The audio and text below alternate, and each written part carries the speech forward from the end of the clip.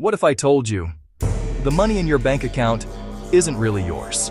Not in the way you think, and the system you trust to protect it only works because you believe it does. Think about this for a second. From the moment you were a child, you were taught a very specific idea about money. Save it. Be responsible. Put it in the bank. That's what smart people do. That's what adults do. That's what financial security looks like. And over time, that idea becomes automatic. You don't question it. You don't analyze it, you just follow it.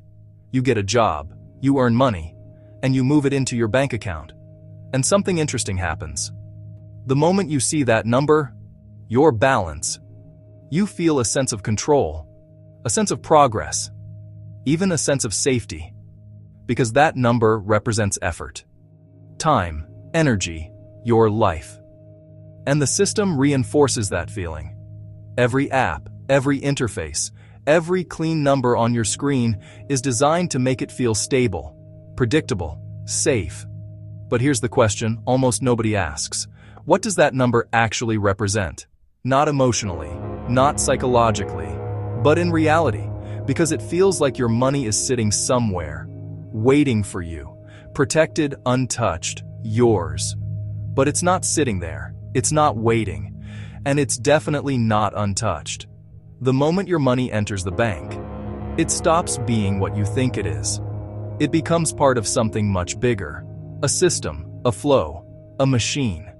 And the reason you never question that is because everything is designed to feel normal, because if it didn't, you might start asking questions, uncomfortable questions, like, where is my money actually going? Who is using it?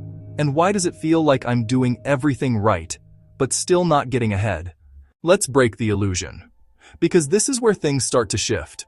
When you deposit money into a bank, you are not storing it. You are lending it, whether you realize it or not. That money becomes part of the bank's system. It doesn't sit still. It moves. It gets used. It gets multiplied. Your money becomes fuel, not for your growth, but for theirs. Banks take your deposits and turn them into loans, mortgages, business loans, credit lines. Your money becomes the starting point for someone else's financial activity. And on the surface, that sounds reasonable, even beneficial. But here's where it becomes more complex.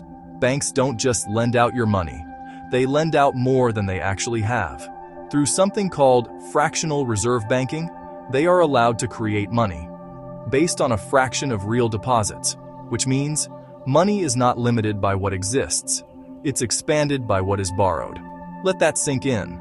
The system grows when debt grows, not when value is created, not when productivity increases, but when borrowing increases.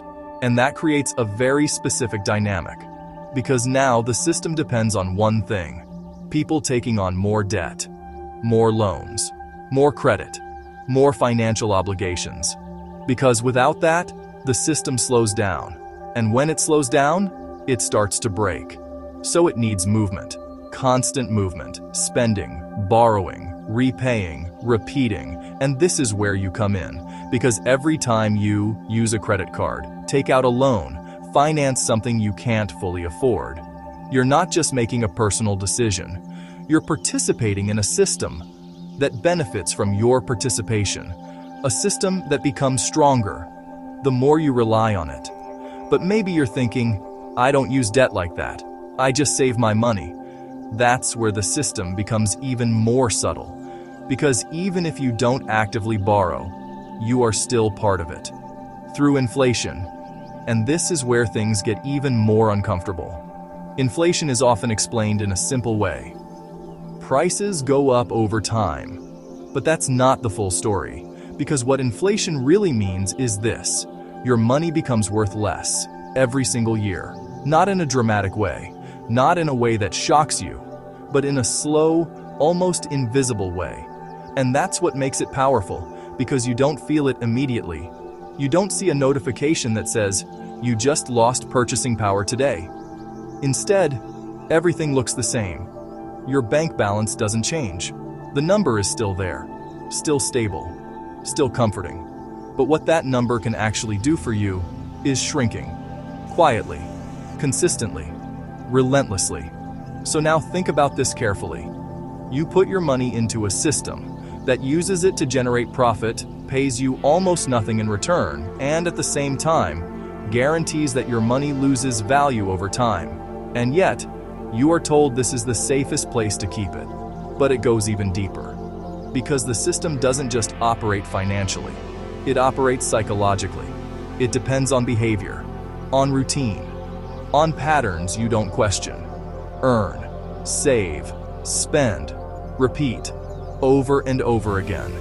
Because the moment you step outside that pattern, you start to see things differently. You start to notice inconsistencies. You start to question assumptions. And that is exactly what the system tries to avoid. Because the most powerful systems don't force you.